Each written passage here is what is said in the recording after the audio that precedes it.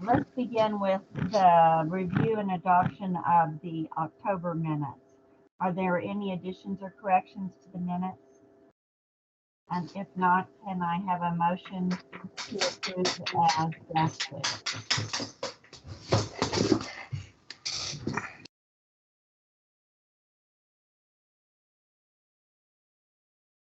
From anybody? Oh, he's gonna stop by right now.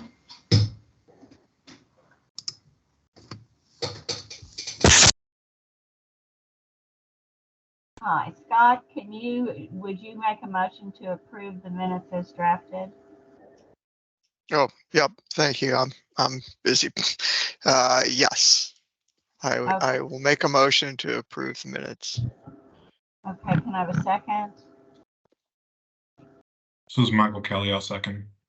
Okay. If there are no objections, all right, let's, all in favor say aye. Aye. Aye. Aye. And that's it for us. I'm hoping that we'll have a couple of people join us. In the meantime, I wondered if we wanted to start with the OEQ report so that our discussion on legislative priorities could be informed a little bit by where you are. Okay. Does that work for you?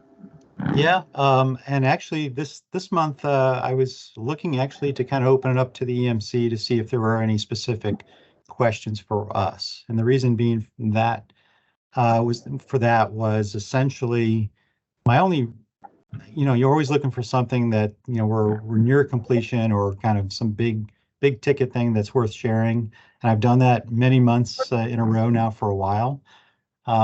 And it had occurred to me that, with this month, for us, we have a lot of irons in the fire, but not anything I necessarily felt was the full, to fruition where I wanted to share necessarily.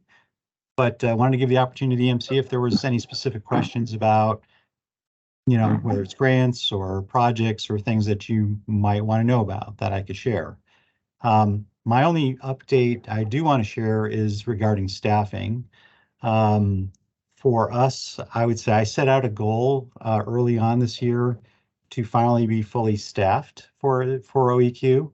And I'm happy to report that my last vacant position was the candidate accepted earlier this week.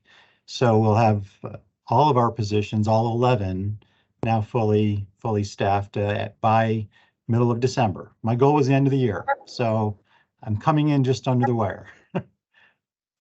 But the sustainability side is fully staffed. We've got Jensen as the manager with 4 positions under Jensen. And then on the compliance side, my senior environmental officer that's replacing Matt McKinley, who retired, which actually, let me see if she's on. Ansley, are you on? She might not be on yet. But anyways, Ansley joined us on Monday of this week. So my compliance side is fully staffed. So I'm excited. We've got all the positions filled. Essentially, we'll have a new administrative assistant beginning part of December. So we'll introduce who that is at that point. So anyways, pretty excited. So other than that, staff has been diligently working on various grants. You're all aware of the tree grant that we received, the $12 million. So we're working through the negotiations with the feds on that one, because that one was scaled down quite a bit for what our application was put in.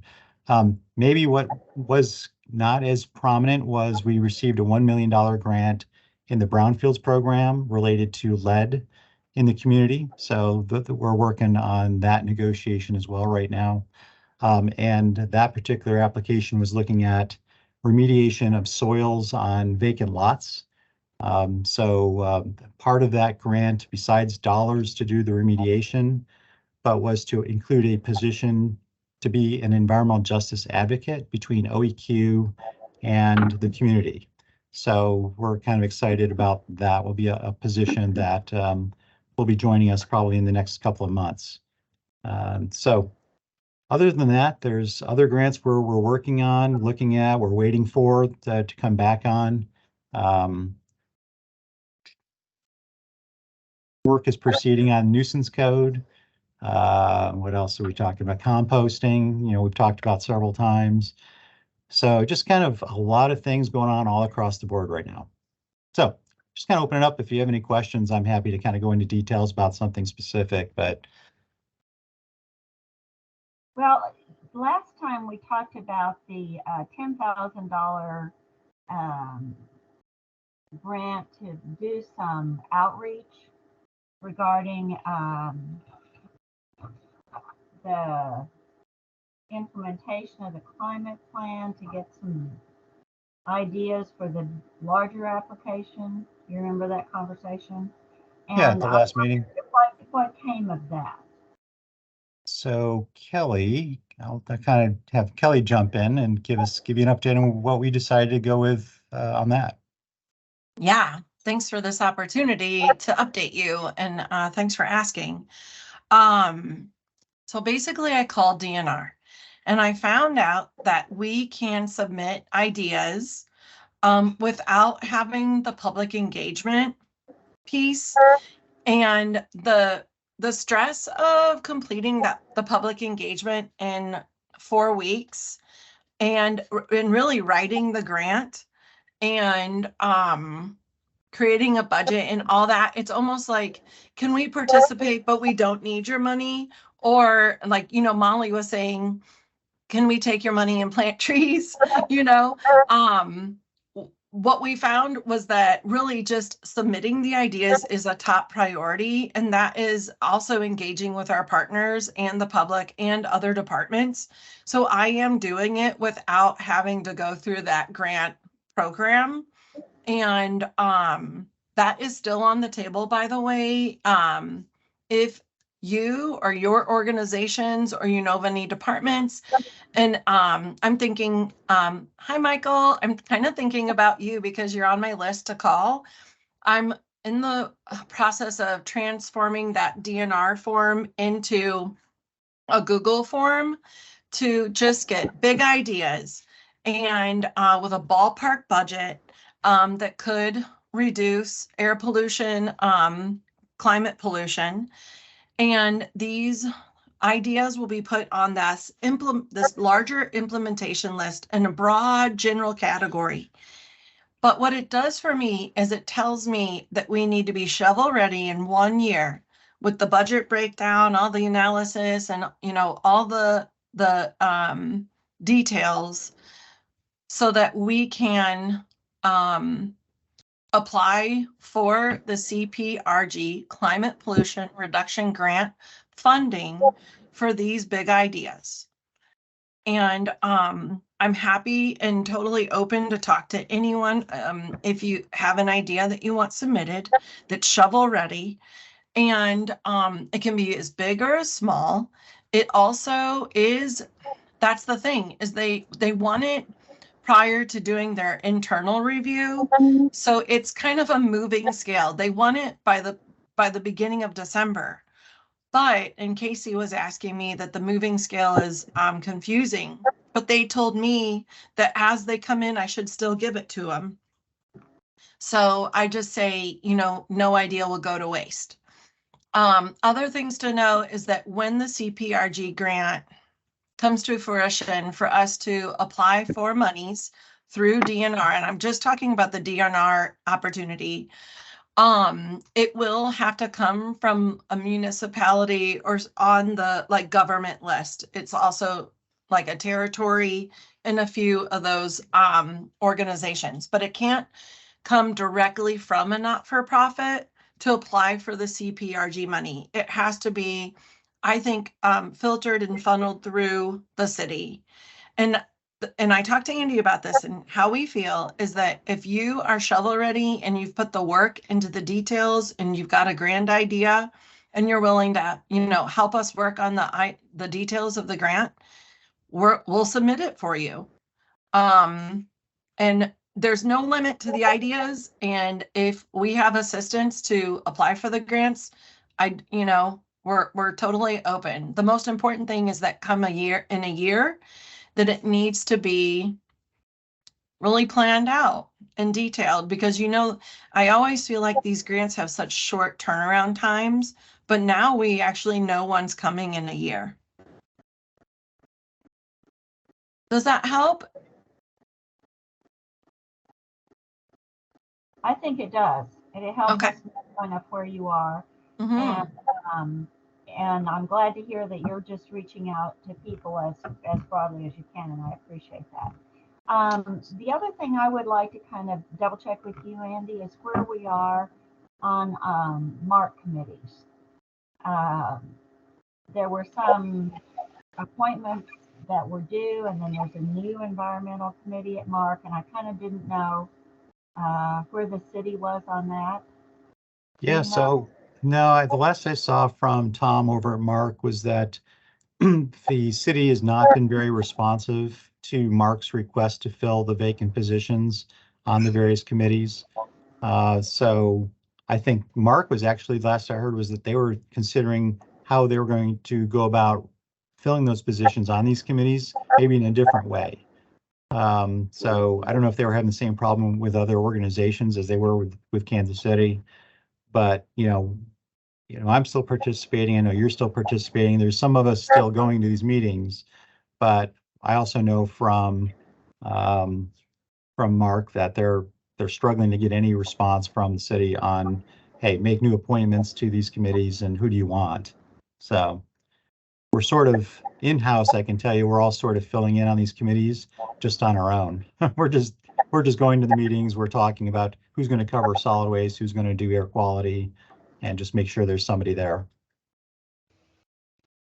Well, that's a shame that it isn't working out. And is there a new environmental committee being formed at MARC in addition to these? No, this is the one that they've been talking about recently is the Climate and Environment Council. And that one is, I'm already on that one. I think they're looking to just kind of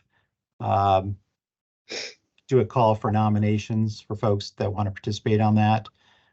This particular last go around was only in maybe a year or two. I think that group has been together.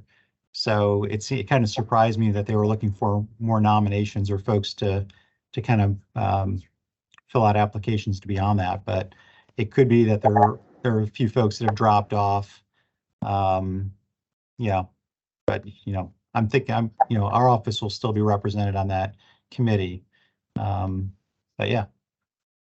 And now, is that group working primarily with the regional climate planning process? Yeah. A lot of the work that goes on, there's a couple of subgroups as part of that. You've got the larger council. It breaks down to 3 or 4 subgroups, and they've been working on the CPRG, the regional plan.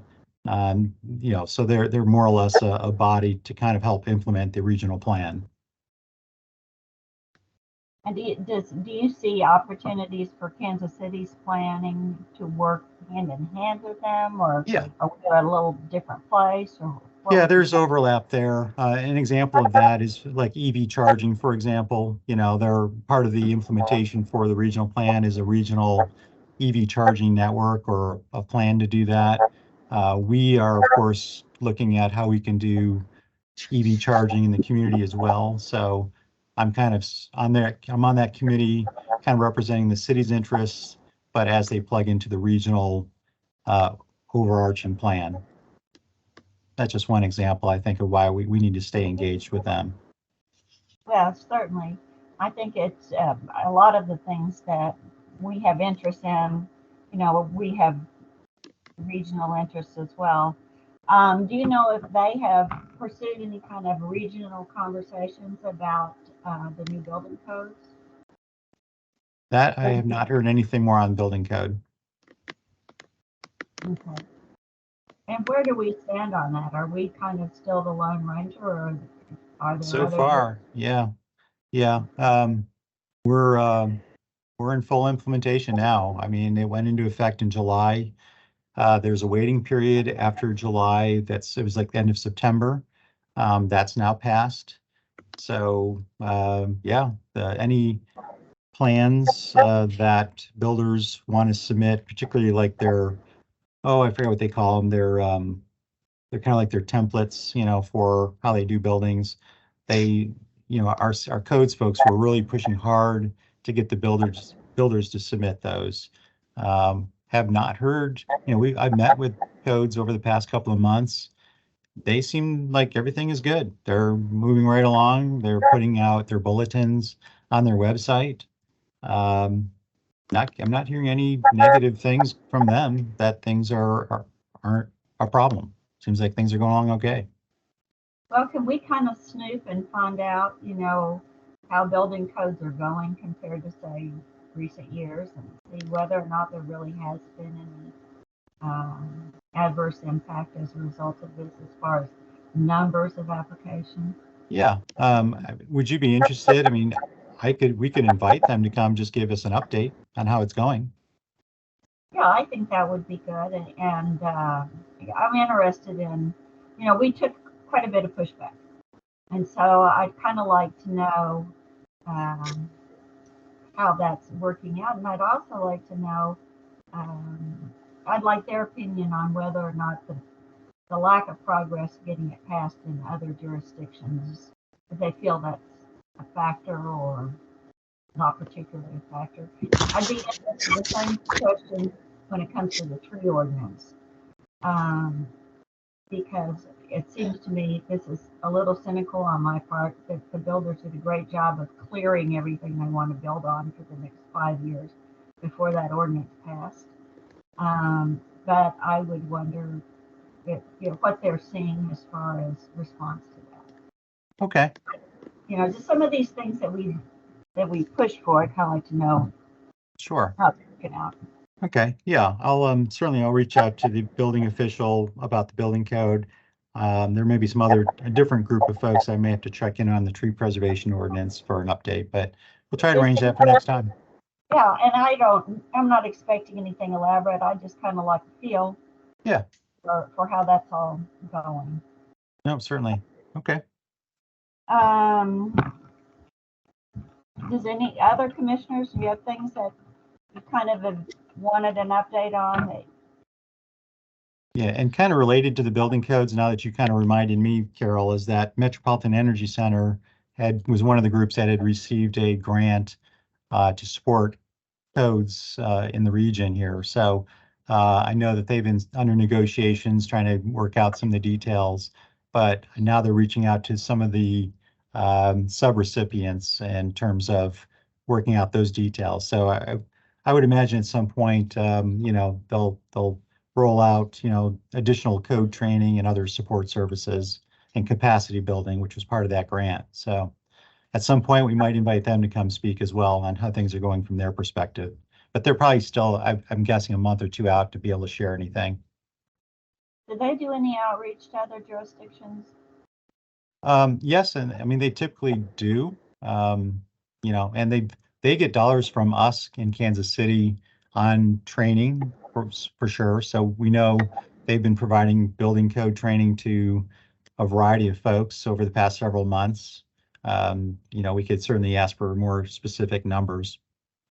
Well, yeah, I just would like to know how we're doing, and I guess also your all thoughts on whether or not there's something additional we could do or support. Yeah. And I have that down as a question for the building official, is just, because they're more connected about what's going on in the region. And they might be able to give us a kind of a hint of what's going on in the neighboring jurisdictions. One of the other things, did you have a chance to meet with Wes? Not yet, no. Not yet. Well, I was wondering, again, this is more idle curiosity, but not completely idle. I was wondering what amendments to the consent decree they were pursuing at this point. Okay. Yep. It's on the list. Okay. Thanks. Yep. I know what you're talking about. Okay. So Carol, I appreciate your line of thought there on the building codes, just for discussion, because I would be curious just to get feedback about how the new codes are being implemented, since it was such an up and down thing to get it done and agreed to, and to have some some bit of feedback about, yeah, things are going smoother than we imagined, or people are fighting it more or something, whatever, would be, I think would be interesting just for curiosity's sake, and to possibly guide, future, uh, any other new plans that might try and be implemented. Okay, any other commissioners have burning questions that they want Andy to check So, out for the? well, I'm not sure exactly where this fits in. It was a couple of weeks ago, I think it was, that we were all invited to this special meeting on the Climate Protection Steering Committee for the Blue River project and renewable natural gas. And are there updates through this group, or is that the only group that does that? I think Michael probably knows the answers to all this off the top of his head, but I don't know exactly what we do or where that goes from here. Yeah, so I think, no, I wasn't at that special meeting, so Jensen kind of stood in for us on that one. My comment to that whole event, I have watched it since, so I was familiar with what went down in TIO regarding the whole biogas project. What's interesting that's come of it, of course, is, we've since had some response from other departments that I think observed that have reached out to me to want to make sure that we're collaborating on future projects. Excellent. So I think for us, it worked out pretty well. So people are definitely reaching out now and saying, yeah, oh, by the way, is there any connection to the climate plan on this? Yeah, good question. Let's start with that. Yeah. Hey, good for you. Yeah. Yeah, and it's not to say that none of that had ever happened before. We typically collaborate with other departments, and that's typically the history of our office. I think in this one particular case, this was a big, high-profile project that, they probably reached out to Laura back a year and a half, 2 years ago, is the way I'm best understanding what happened. And, Laura has since moved on, and there wasn't any additional collaboration between us and them in that time period. So, then it came upon us in that ordinance and caught us by surprise. So, that's kind of a rarity. There have been lots of other projects where we've been involved. We've been asked to sit at the table. We've been asked to be on selection committees, et cetera, et cetera. So I think in this case, we just got caught off guard, us and water. So we need to work out a good opportunity, a good working relationship. And we have since had a group meeting about their climate plan that Water's working on for their water supply, wastewater. So we did get a bit of an update on that. Real quick, Yeah. sorry. Carol, I don't mean to be too mean about this, but there's some sort of like feedback when you have yourself unmuted. So if you'd be able to just mute yourself when you're not speaking. Yes, I can certainly do that. Okay. I appreciate you letting me know. Sorry. Sorry. Andy, please, my apologies for interrupting you. Go ahead. Oh, not at all. No, not at all. I was just saying that we did recently, Jensen and myself did meet with folks with the water department on their climate plan, and they had their consultant kind of go through what some of our thoughts were and things to consider as they continue on their planning exercise. So that was the first, I guess, meeting overall with their group after the TIO committee meeting had happened. So, I think we're starting off on the right foot now, and we'll see where that goes.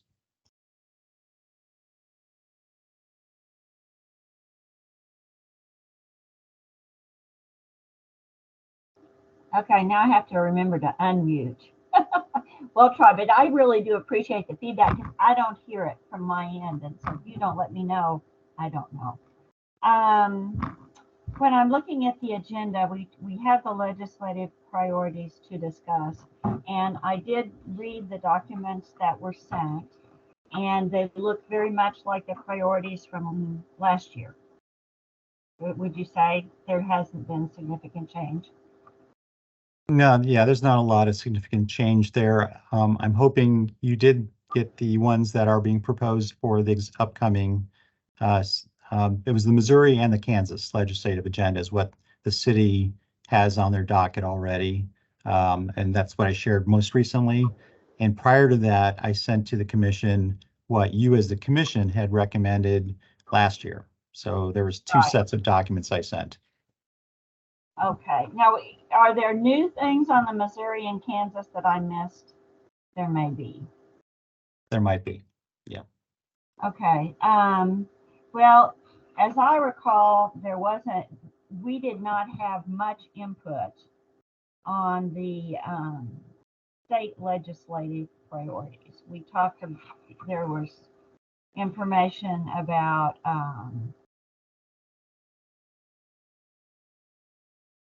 general information about climate protection and resiliency, and there was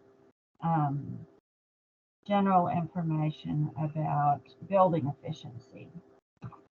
Are you referring to the state Missouri, the Missouri one? Yeah. Okay, I can share it if that would be helpful. Yes, that would be helpful. Okay, give me 1 second.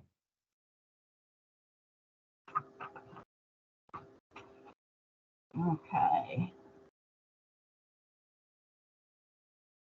Oh, here's the other one.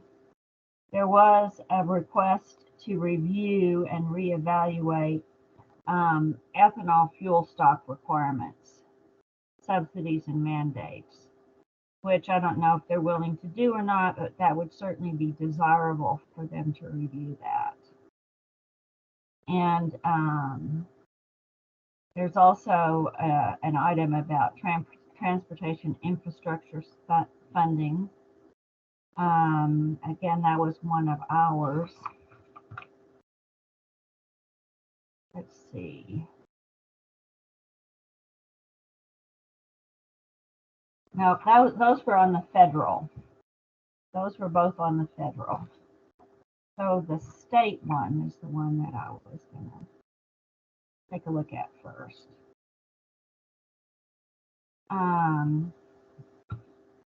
Why don't we just go through? Some of them are not really our issues, but they're issues that we've had a beneficial interest in, like earnings tax, housing affordability, local decision making. Local decision making is something that continues to be a problem with the state. So I guess, out of my ignorance here, Carol or Andy, maybe you can explain, what is it these agendas are kind of broad-based, cover a lot of stuff. Are we trying to work in a few keywords here and there that aim things towards the climate action and environmental issues, and I'm not exactly sure what we're trying to do here. Fair enough. I think that these documents, and Andy, you correct me if I'm wrong, are really used as guiding documents in the city's lobbying activities.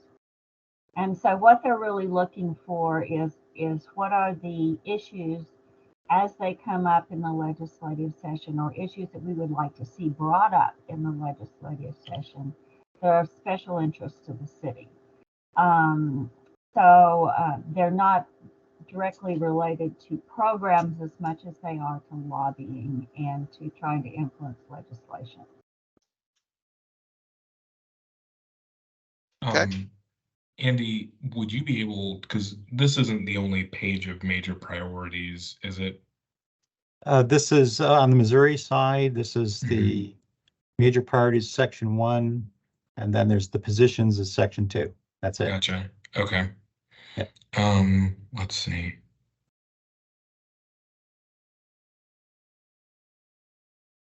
And I can scroll down a little bit further when ready. There's a little bit more on the second page here.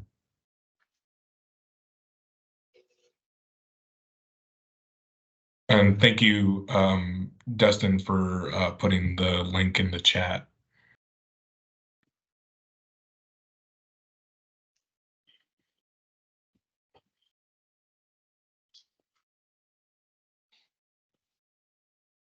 my understanding is there was recently a hearing about the earnings tax in both Kansas City and in St. Louis, requesting that the Mhm.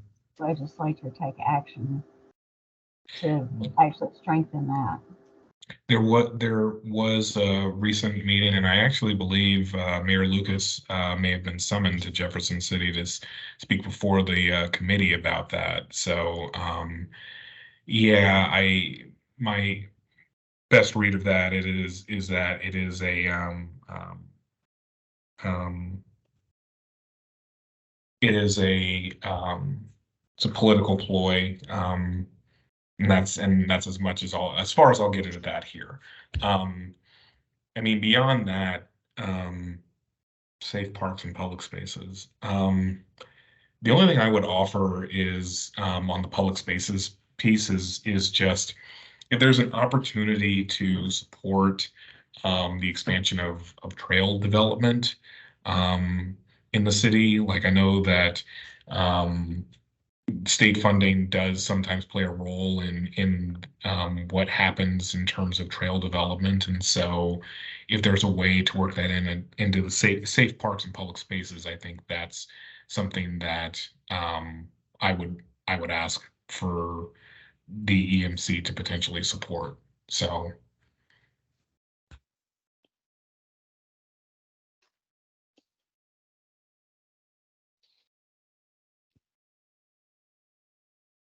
We probably need to look at where that would best fit. I think that would fit under the positions where it specifically says safe parks and public spaces. So I know that what they currently have is stuff related to Blair's Law, which I totally understand why that's there, but in terms of unless there's something else further down about infrastructure, Yeah, which I didn't see. Yeah, let's go further down and see. Down in transportation and infrastructure, Mhm. I was wondering if maybe, So under transportation funding, I think it would fit the best under there. So supporting expanded trail and sidewalk investments. So for Kansas City, obviously any way we can find an opportunity to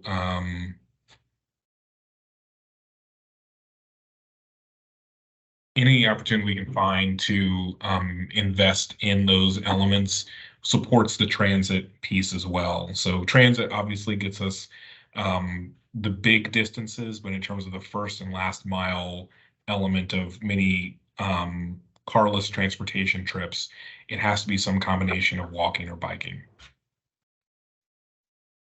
okay, Andy, I think that's a really good point. And I think actually, Michael, it would help to just reference the first and last mile issue so that Mhm. we're talking, so that people understand the connection. So Carol, you just, Go ahead. no, I was just going to say, in terms of how you do this, is it your intention to draft a letter from the EMC and submit it as testimony on the particular resolution? We can, that's the point we are at as far as the state Yeah, approval of the state. We can do that if we need to, yes. okay. And when is this scheduled to be heard tomorrow or something? You know, I did not see it on the docket for today. I think it's going to be soon, might be next week. I think Okay. since it's already on the clerk's page, you can submit it anytime. Okay. Okay. So that is one suggestion for the Missouri one. And we're going to put it in the transportation funding. Michael, could you provide some kind of language that you think would be suitable? I just dropped some language in the chat. Okay.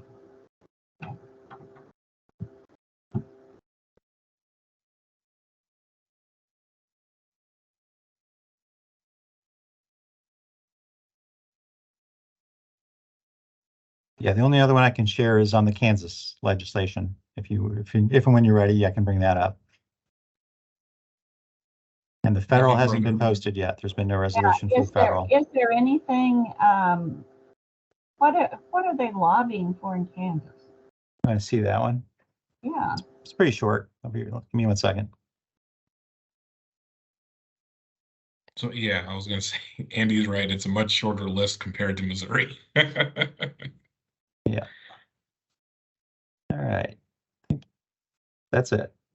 hmm So yeah, I mean, the other thing, so if I were offering language related to multimodal transportation on this, it would be related to fixed rail transit. It would be slightly different because the idea would be finding ways to enable the development of trails that can ultimately connect with Kansas City. So obviously the state of Kansas is not going to give KCMO funding, but if they can make it easier for surrounding municipalities like Overland Park, Leawood, what have you, to invest in more sidewalk and trail development, that also makes it easier to link up with the system that exists on the KCMO side of state line. I think it's worth adding that. We can certainly make that same observation, and if you'll help me with that, we'll get a letter together for that. And if we need to, we can do them separately. Andy, your advice? Would you want 2 letters on each or on the separate? Yeah, Probably. they're 2 separate resolutions, so probably need to be filed separately. Okay, we can do that. Are the other commissioners okay with that? That sounds fine to me. I think you all have much more expertise at what you're doing here. Don't give us too much credit, Scott. Okay, well, you're doing great. Let's go on to the federal. So the federal, you're going to be on your own because they don't have that one to share yet, at least from the city. Okay. Well, the federal is the one where we had added a couple of things last time, and they looked to me like they were still in the draft. Well, no, I guess they are, just because you sent me the draft from last time. Is that Yeah, it was why? last year's. Yeah. So maybe we don't know whether they're going to. Yeah, you can either do a preemptive strike if you wanted to send a letter just regarding federal priorities, or you can maybe wait until they post them. Well, I had asked Scott to take a look at some of the provisions of the infrastructure bill relating to fossil fuels. And so, Scott, I would be interested in your observations. Sure. What I looked through was the fact sheet link that you'd given me, and I mean, these are all really good things. I've delved into methane a little bit from time to time, and it's all these are really good things. Again, I'm kind of a little unclear how we're trying to translate, what they're saying into what we're proposing, but um, you know, um, using innovative technology to detect emissions, through this summit that's going to be held, right? I'll just recap some of the things that they mentioned, right? That the White House is supposedly setting up a task force, methane emissions task force, and to work on things like developing innovative technologies for detecting methane emissions, and helping improve methane management, helping improve methane leaks. So I mean, those are big, important things that really accomplish a lot, or could accomplish a lot towards mitigating methane's contribution to greenhouse gases. And most of you probably already know, right? Methane's a super aggressive, much more potent than CO2, so it only takes a small leak to add up to a big greenhouse gas effect. So I guess, what does the city do? Do you need to pull in, Spire or, facilities people to work at how to take some of this into action on individual gas networks and things? See, that's where I get a little fuzzy as to like how you translate this into a legislative agenda. One of the things I noticed when I was reading the white paper business was that the city of Indianapolis has evidently been chosen as one of the guinea pigs for trying to figure out how to determine whether or not there are methane leaks and what the extent of the problem is. And so I guess that's something that ought to be instructive to us. That's a city that's enough like us that that what's going on there may end up being instructive for our purposes. I don't know exactly what to do with it either. I know that you had you and Molly had talked some about district energy, and you talked about some about different barriers, and I don't know enough about that to know myself what we might want to ask. And so that's sort of why I threw it at you. Yeah, sure. We can talk more about that. It's kind of fuzzy to me how you translate this, but the district energy is again, to recap, right? That's the vicinity plant that's down the River Market. They supply district heating and cooling to I don't know, over 60 buildings downtown. They have expressed an interest whenever I've met with them that they would love to extend a spur down towards, I don't know how far they go. I don't recall exactly, Children's Mercy and down to as far as Kauffman Center and MRI Global. And they've even expressed an interest in setting up a satellite hub somewhere in that area that could maybe supply district heating and cooling to research campuses or something. But I and Molly haven't gotten any traction with our respective employers to to look at those sorts of things in a realistic way. But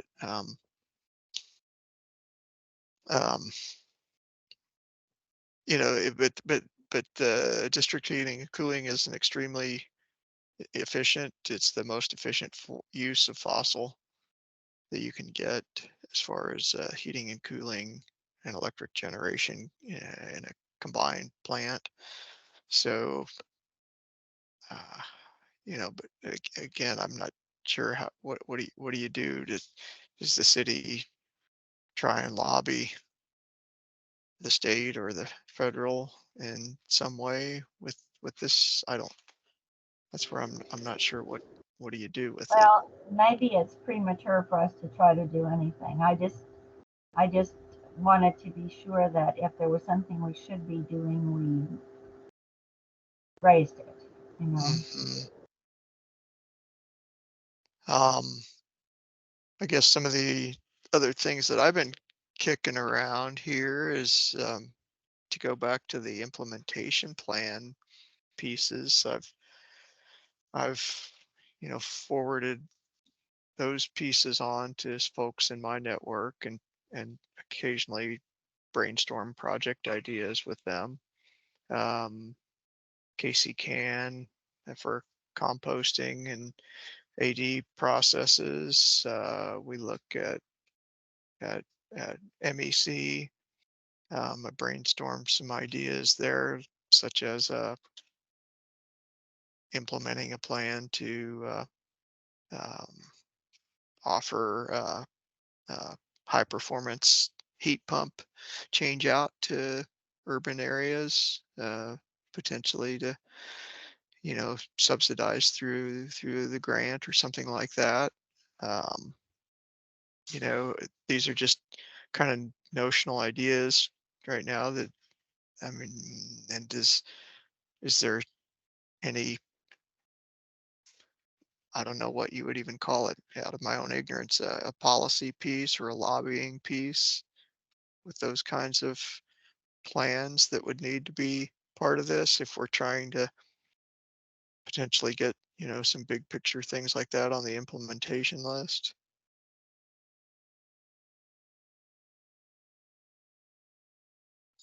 I actually don't know. And part of the question would be, have we identified barriers to that the state has put up or that the feds have put up, or is there a gate that they could open that would make things easier?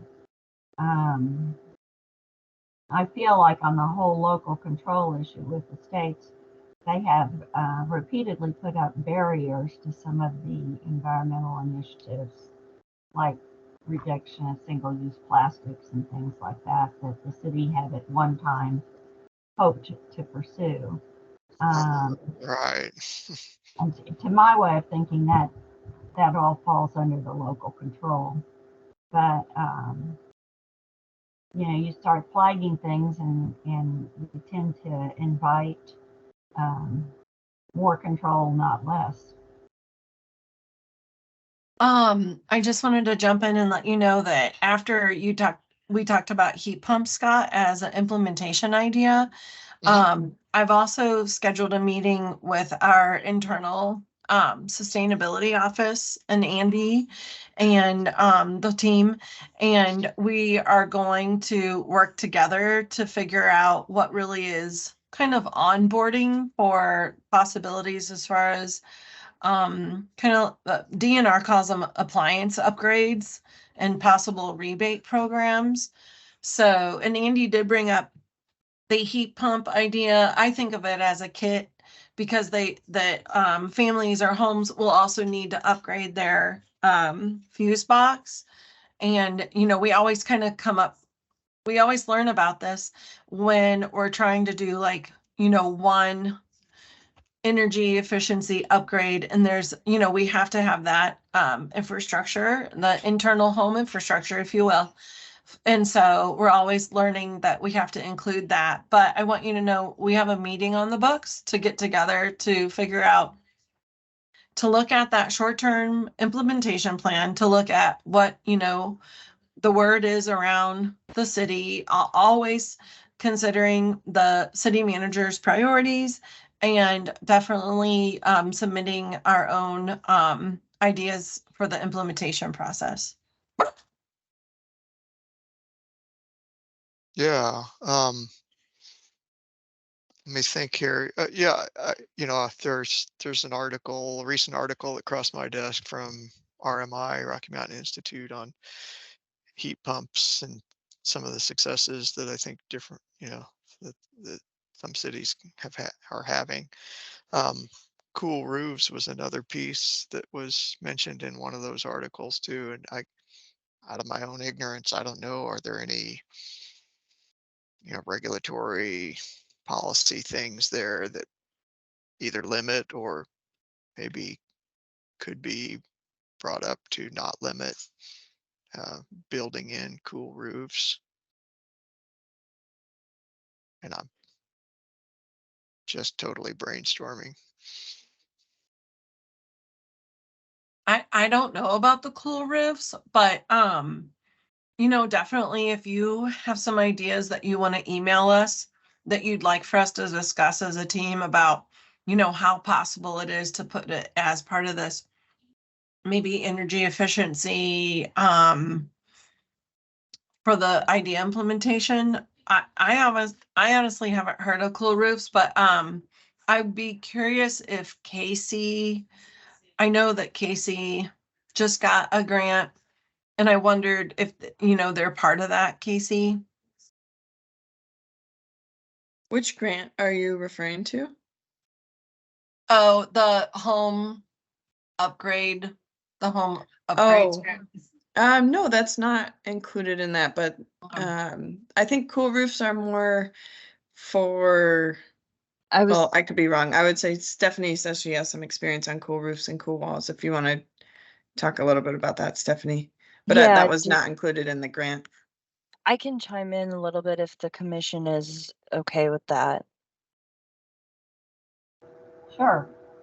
Yeah, so my prior position to this was I actually worked for a local paint company as their sustainability person.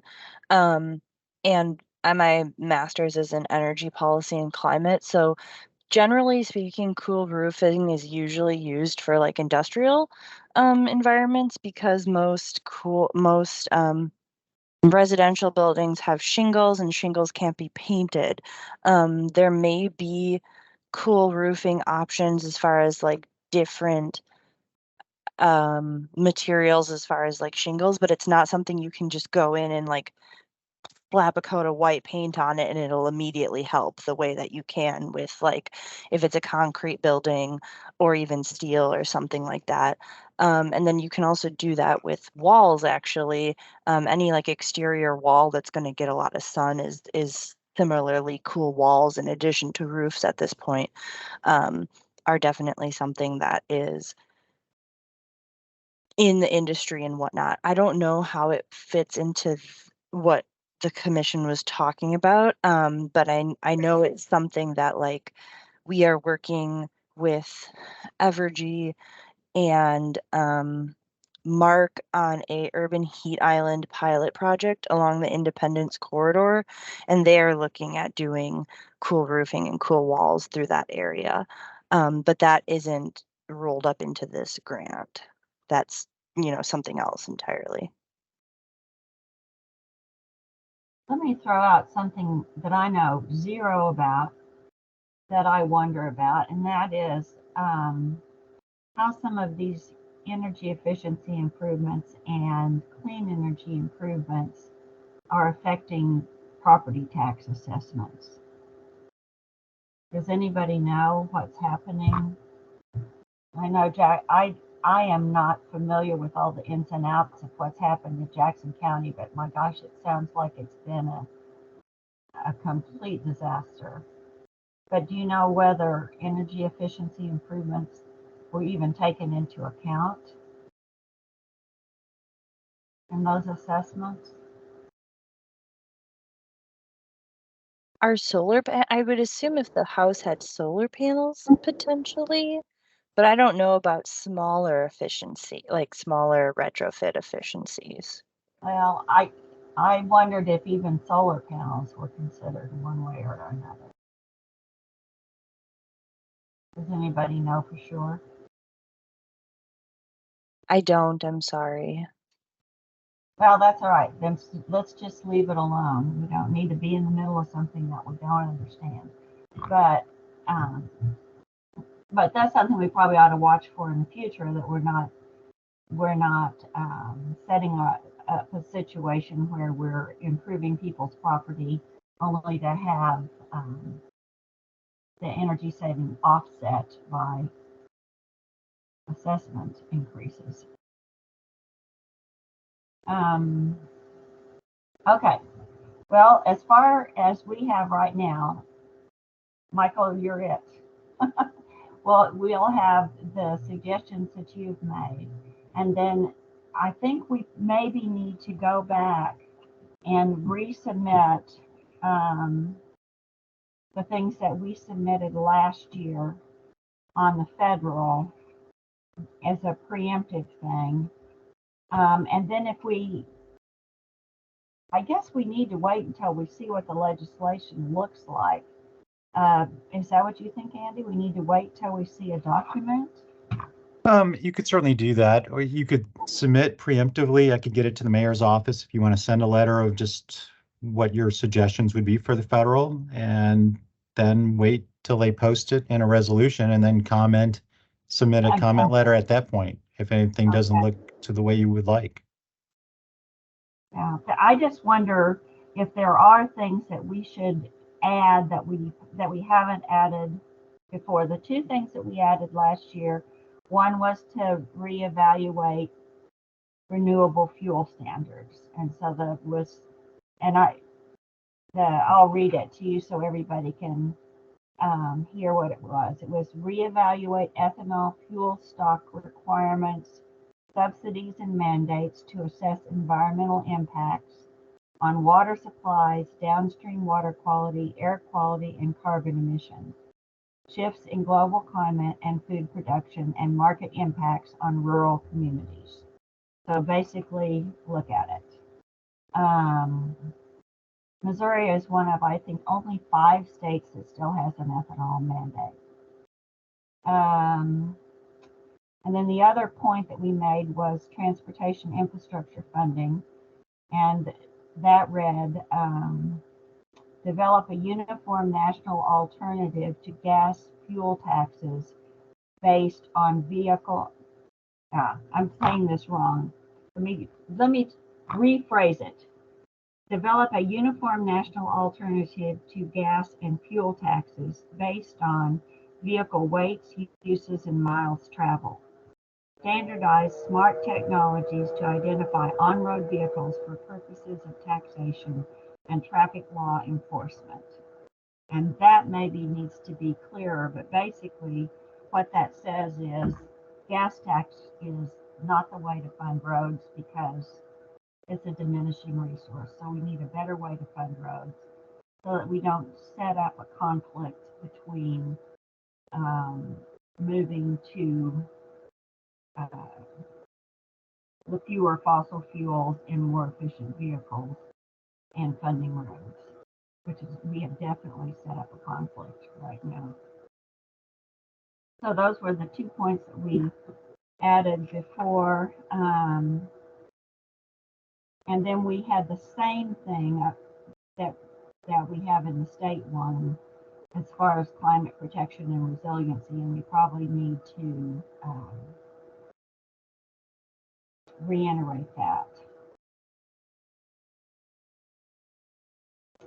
Actually, pretty much all of the things that were under transportation and infrastructure in the former federal, we ought to send that out to the. Can you pull that up, Andy, to show just the transportation and infrastructure from the former federal legislative priorities that we submitted last year? The ones that you submitted? No, the ones that were in the, well, yeah, was that in the? Okay, let me take a look here. Yeah, it was actually the old one from the resolution, and I believe it was the one that was submitted. So it would have been that. You need me to read the file number? You need that?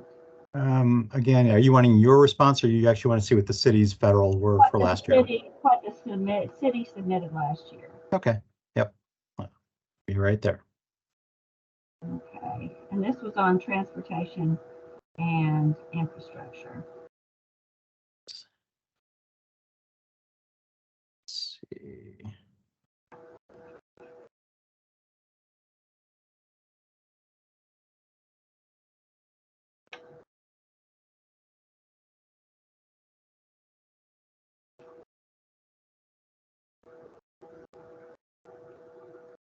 Is that what you're wanting to see, Carol? Right there, yeah, that's the section that that they approved from last year that would.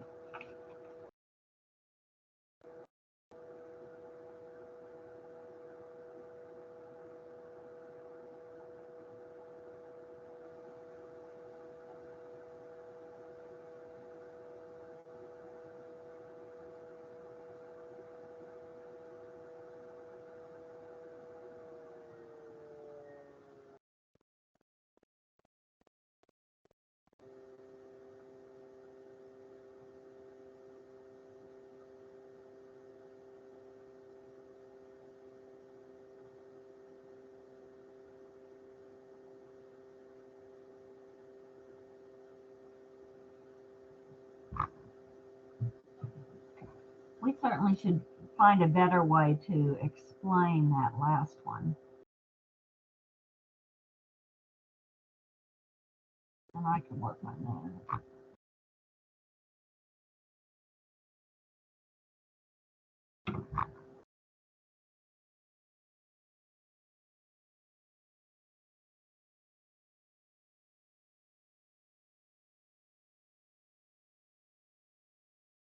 since that's not up right now, there's really no reason that we couldn't draft something on that and get it to the members of the commission to take a look at. And then if we see that it's moving, we could convene a brief emergency meeting to finalize anything. Would you all agree that that would be an easier way to do this?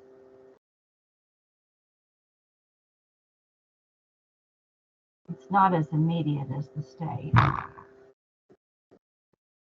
That sounds fine.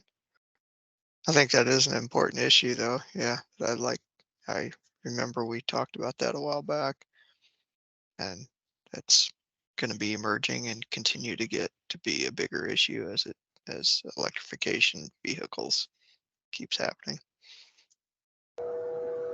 Right. Well, that is really all I have as far as discussion on this topic, but certainly the topic remains open. I would welcome any additional comments from commissioners, and in this situation from guests as well.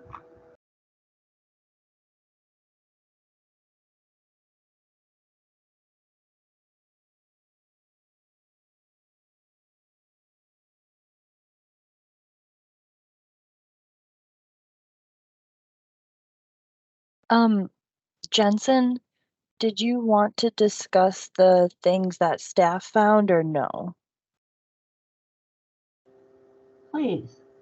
Oh, well, thank you. Thank you, Stephanie and Carol. No, I think what we're going to do is take what the commission has talked about tonight, and then it'll give an opportunity for Andy and I to review a few other inputs from staff here at the city, and then we'll be able to formulate that.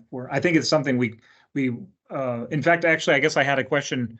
And I apologize, I may have stepped away. Carol,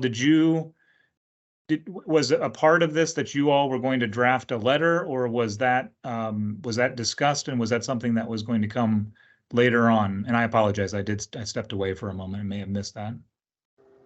Well, we talked about drafting a letter on the two resolutions that are before the council now, and specifically talking about the transportation connections for pedestrians. Okay, I did hear. Great. The last mile, first mile business. And Michael has suggested some helpful language, and we would go ahead and do that right away. And then for the federal, we might draft up some language that's really draft, and then see if there are things that we would want to add or subtract, and see what comes forward from the process. If a resolution comes forward faster than our next meeting, then maybe we would get together for an emergency meeting to just be timely. But otherwise, spend a little more time developing our thinking on those issues. Does that make sense? That makes sense to me. And we're Stephanie, we're going to do, Andy and I talked about how we'll do something similar internally. That's totally fine. Carol had just asked, so I didn't want to miss out if we wanted to weigh in on that. Okay. Well, I guess we will move on to the agenda. And again, let's have kind of a little formality here. I would like us to formally agree that we will send letters to the council regarding the state legislative priorities for Missouri and Kansas, specifically related to transit and the connections for the last mile and along the lines that Michael has proposed. Can I have a motion to that effect in a second? And Yeah, I can second. okay, and the three of us that are present, are we all in favor? Yes? Yes. Okay. Yes, Okay, and then that we will officially put that together and get that going. And then the language on the federal priorities will be only draft. We'll kind of send it out and let people spend a little time thinking about it and thinking about whether or not they have additional comments that they would like to add. And we'll put that on a future agenda. So that would be more or less tabled for now. Okay? Nod, yes. Okay. Okay. Okay. As far as liaison reports, I do not have any. Air quality forum doesn't meet until next week. Does anybody else have any liaison reports or information to share for the good of the cause? Everybody's quiet. Do we have any old business? We did get a copy of the report from the auditor about the commissions, the boards and commissions. We filled out a form with a lot of questions about that. One of the things on that form was a question about whether or not we had all submitted our financial clearance, what is that called? Your financial statement? Disclosure. Yeah, financial disclosure. And it seemed to indicate that we hadn't all done that. So, Andy, can you double check and see where we're remiss? Yeah, sure. We can look into it. Okay. It seemed like we were just short one, and maybe it's a moot point because it's somebody that's not on the commission anymore. Okay. But I would like it to feel like we were 100% on that. All right. So is there any new business to come before the commission? Any remarks from visitors?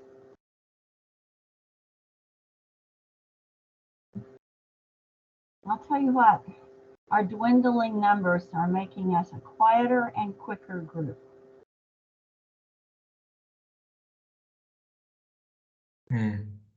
Indeed. Yeah. I would certainly don't know what to say, Carol. Oh, I know. I mean, we just need more voices.